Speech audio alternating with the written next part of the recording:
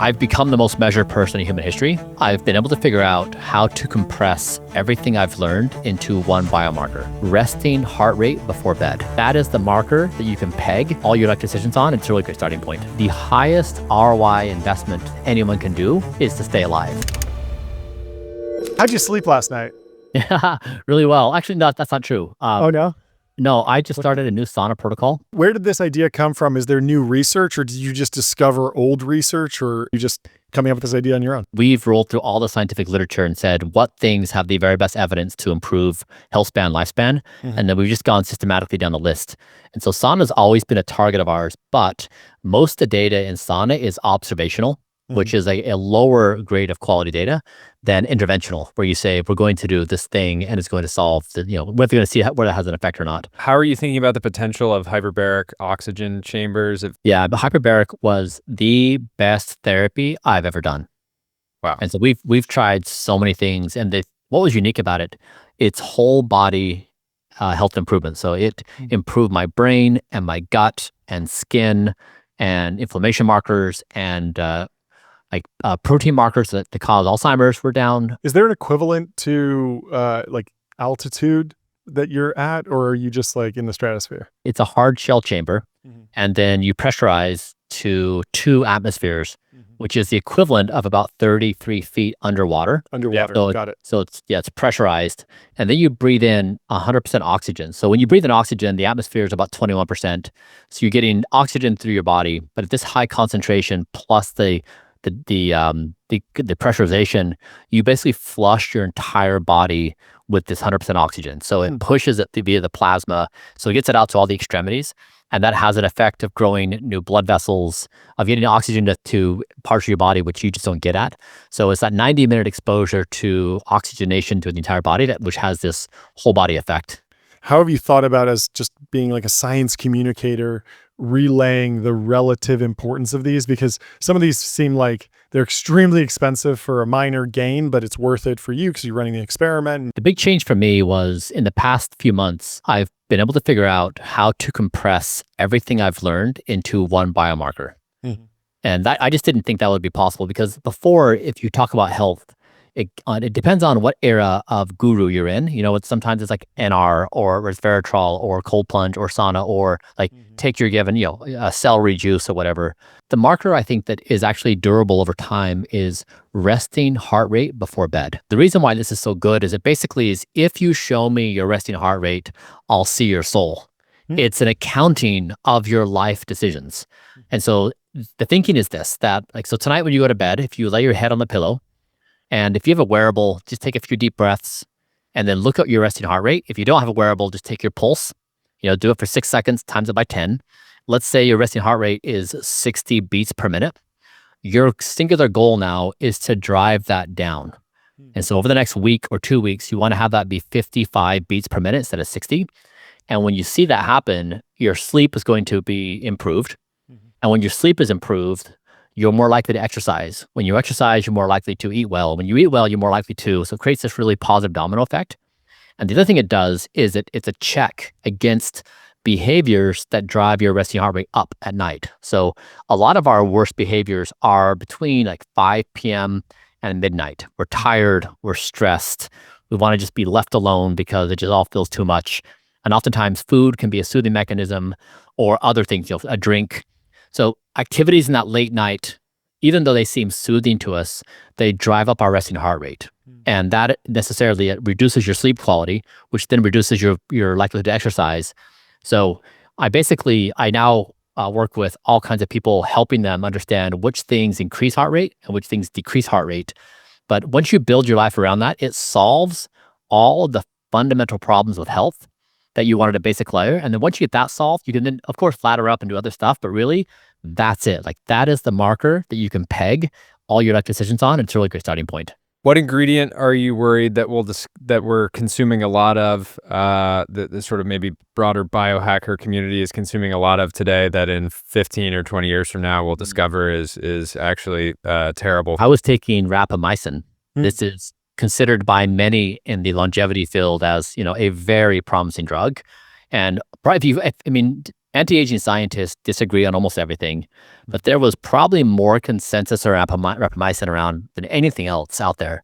And I was taking it for several years. We meticulously tracked my blood levels to make sure we were on a good dose. But we stopped last year because the side effects were too significant. Like lipids were being messed up.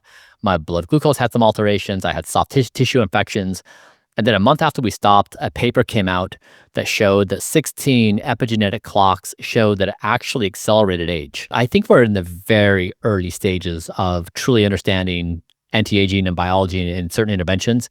I think we're good on sleep and exercise and eating nutritious food, but even then that branches out into some complexity.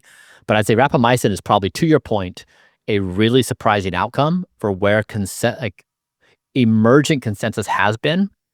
And now we're not doing it anymore. And so there's a few other drugs we've been looking at. We have a similar path we're looking at right now, but that's probably one of the bigger ones that I would identify. Do you think anti-aging will be solved in some form via pharma or a collection of lifestyle decisions? I think we need much more robust interventions. What a lot of people, I think, don't understand with what I'm trying to do is I'm not suggesting that one can jump past 120 or find a path to not die by going to sleep and exercising and eating well. I'm suggesting that this is the most disruptive moment in the history of the human race.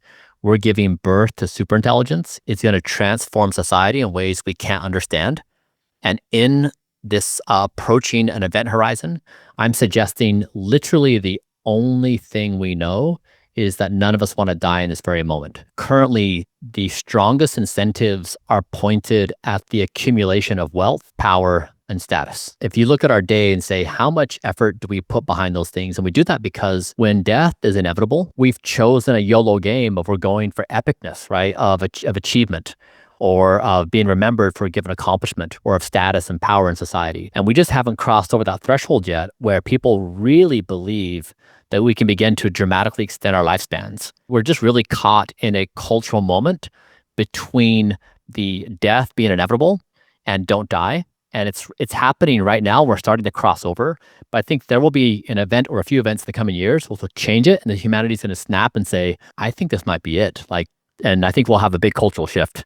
How do you think about this internal motivation as something that can overpower an unhealthy lifestyle? I'm thinking about Warren Buffett drinking 6 Coca-Colas a day, kind of rejection of everything that we know about health and wellness. Yeah. And yet he's been phenomenally successful and performant in a very stressful, important job for 7 decades or something like that. Donald Trump's in a similar category. It seems like there's something to the motivation and the human will potentially, but is that just all pseudoscience in your mind? Those examples are just not practically relatable, right? Those are genetic differences that they won the genetic lottery and they lived despite their choices. But if most people do what they do, they would die prematurely.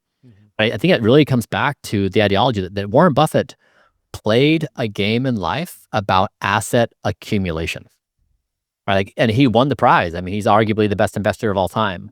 So he really played that game very well. And so the question is, if you were to basically take a Warren Buffett-like persona today, what would they do? Would they try to amass assets, or would they try to amass existence? And so what I'm suggesting right now is the highest ROI investment anyone can do is to stay alive. Do you think people pay too much attention to scaled data sources like, the concept of blue zones, right? Should individuals be focused on, highly personalized health and the approach that you're taking, which is, sort of real-time experimentation? If somebody encounters the idea of wanting to be in good health for whatever reason, let's just say, a person wants to be hot, right? They want to look good and be hot. Then the next question is, what do you do? And once you step out into the world and you say, what do I do? You're faced with hundreds of different opinions, and they're all in conflict with each other. And then if you take another scenario where somebody's got something that they're dealing with, they have constant headaches, or they have sleep apnea, or they have an autoimmune disorder, or take your thing, they've got a complicated situation. What do they do? And so up until this point, you've had to go about and navigate the world of experts.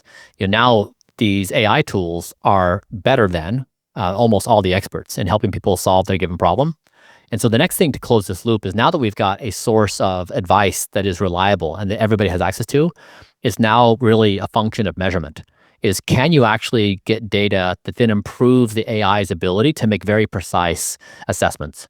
And so that's what I'm working on personally. Is I've become the most measured person in human history, and I've seen firsthand when you have data, it's incredibly helpful to figure out what's happening. And when you don't have data, you're in the dark poking around.